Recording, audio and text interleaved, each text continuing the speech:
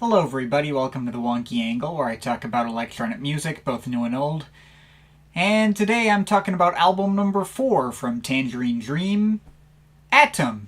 Alright, we've made it to the last Tangerine Dream album released on the Or label, and the end of the era often referred to as their pink years. Not really sure where that comes from, but whatever. Basically, this is the last album before we get into the era that people, actually care about the most. This is not an album that's acknowledged very often, having the unfortunate fate of being a transitional effort released in between two genre-defining classics.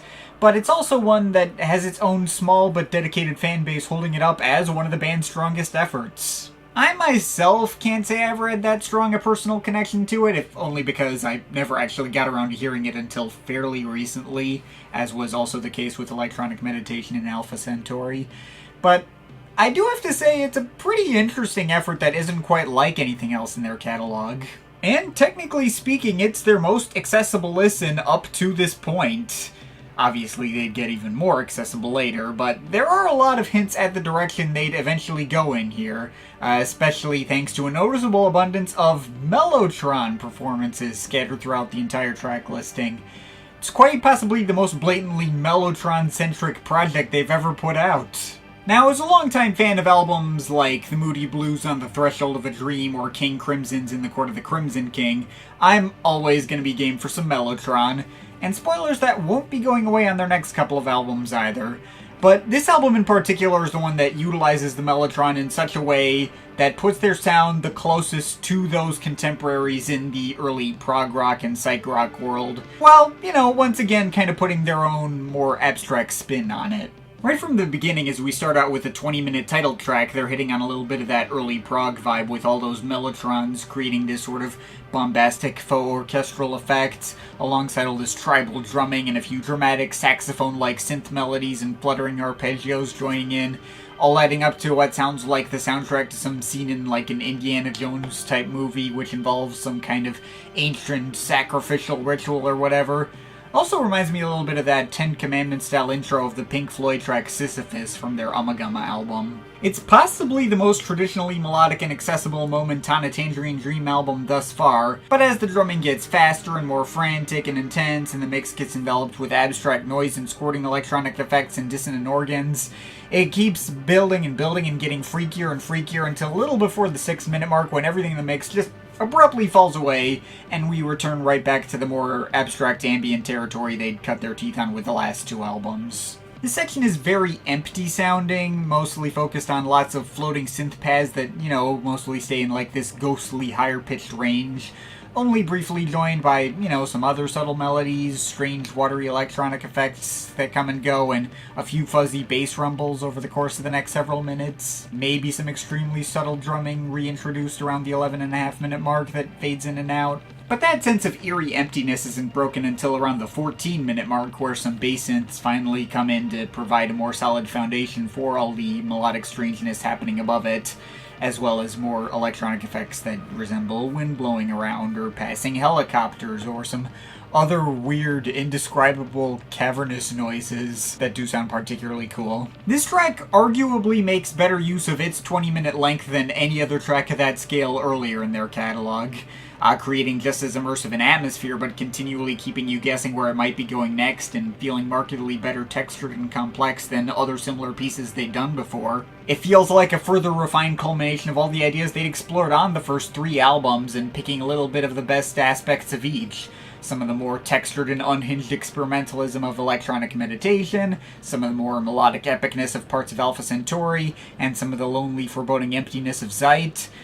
Might even be my favorite individual track they've done up to this point. Though I'm also quite fond of the second track, Fauni-Gena, a 10-minute meander through lots of various Mellotron keyboards imitating flutes and other woodwinds, alongside a lot of electronic effects resembling, like, exotic birds in a rainforest. There's not a lot of progression throughout this track. Maybe the Mellotron switch over to the fake orchestral string patches that, you typically associate with that instrument, and progressively build into some more dramatic sections, as well as what sounds like some rapidly plunking bass guitar later on. But the piece is mostly just very open-ended and improvisational and just kind of floats along wherever it likes and evolves at a much more gradual pace compared to the title track, which has more obviously defined boundaries to its 3 major sections. These first 2 tracks are great, but I am left with kind of mixed feelings on the way the album eventually ends with its much smaller scale last 2 tracks. Circulation of Events, true to its title, kind of just recirculate some ideas we'd already heard previously on the album. Most listens I've given of this album, I don't even notice it playing it at all and assume we're still in the previous track. The various layers of austere pads running through the track do still hit on a foreboding emotional effect, and the occasional guitar or dulcimer-like textures are a nice touch, but everything blends right in with the musical excursions of Fauni-Gena without being as well textured or dynamic. The closer One, on the other hand, is definitely not a track I'm ever going to miss or forget, but I'm not entirely sure if that's in a good or a bad way. This track is primarily characterized by its first 2 minutes mostly being made entirely out of the band members' voices, just making lots of weird yelping noises, caveman-like grumbling, and crazy unhinged screaming and screeching. While the track eventually picks back up into the same territory as the first part of the title track, with, the tribal drumming returning and the dramatic Ten Commandments-ish Mellotron progressions, to bring the whole album around full circle, but those first 2 minutes never fail to completely throw me off every time. It's a bit much. But that's everything on Atem. It's an album I really like, though I do also have my misgivings with it. While this is a much easier listen than an album like Sight, with having more actual progression that's much easier to follow, as well as being much tighter at half the length, obviously, it's about equally as front-loaded and both kinda drop the ball in their final quarter. Not to mention, while I suppose I do enjoy the title track and Fauni-Gena as individuals more than any of the individual pieces on Sight, I do have a lot more respect for that album than I do for this one, and probably still enjoy it as a whole more. The thing about Sight is that album was way ahead of its time. It's an album that set the stage for the entire world of ambient music to come and theoretically could have come out right now or any other time over the next several decades without feeling too out of place in whatever given ambient music landscape was going on at the time. Maybe it's not as big a game changer as the album they came out with right after this one, but people are still making albums that sound like Sight or directly inspired by it to this day. Atem doesn't have even close to the same eternal timelessness to it. If someone put out an album that sounded like this right now, it'd still be cool, but everyone would be like, oh, this sounds like something that would have come out in the late 60s or early 70s. It hasn't aged poorly, but it is definitely a lot more of a product of its time.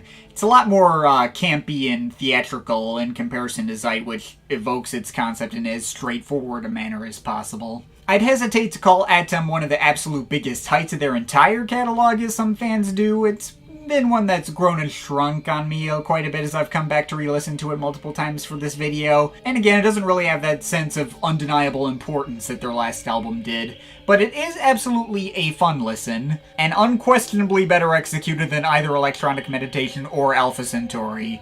I totally understand where this gets all its biggest fans from, and it certainly doesn't deserve to be as overlooked as it is, so yeah, give it a shot. I'm overall feeling a strong 7.5 out of 10 on it. But of course, this is just my opinion. You can feel free to disagree with it, but I'd like to hear your thoughts, so leave the comments in the comment thing down there. Shout out to my Patreon supporters, they're awesome people. You want to add yourself to that list, link to my Patreon is in the description. But yeah, that's pretty much it. That's all for today. See you next time.